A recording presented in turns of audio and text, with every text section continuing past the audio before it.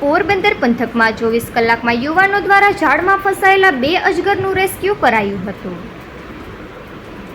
પોરબંદરના બરડા પંથકમાં આવેલા ગોઢાણા ગામની એક વાડીમાં રહેણાંક મકાનમાં પાછળની તરફ પશુઓને ખવડાવવાના 4 નજીક ઝાડમાં 6 ફૂટનો અજગર ફસાઈ જતા માલિકે ત્યાંના ફોરેસ્ટ અધિકારીને જાણ કરી હતી.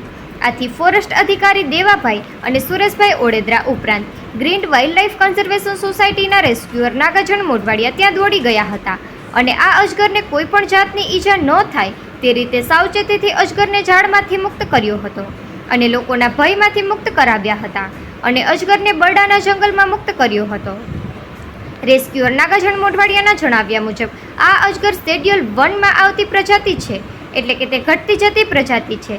તેને બચાવવી ખૂબ જ જરૂરી છે.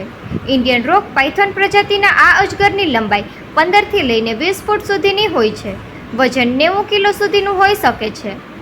આ સિવાય અન્ય એક બનાવમાં રાણાવાવમાં આવેલા દોલતગઢની કકોસિયા સીમ વિસ્તારની એક વાડીમાં 5 ફૂટ લંબાઈ ધરાવતો અજગર ઝાડમાં ફસાયો હોવાથી વાડી માલિક અરભમભાઈ મોઢવાડિયાની નજર અજગર પર પડતા તેઓએ ચિરાગભાઈ ટાક દ્વારા ચલાવવામાં આવતી એનજીઓ ગ્રીન વાઇલ્ડલાઇફ કન્ઝર્વેશન સોસાયટીના રેસ્ક્યુઅર નાગાજણ મોઢવાડિયાનો સંપર્ક કર્યો હતો.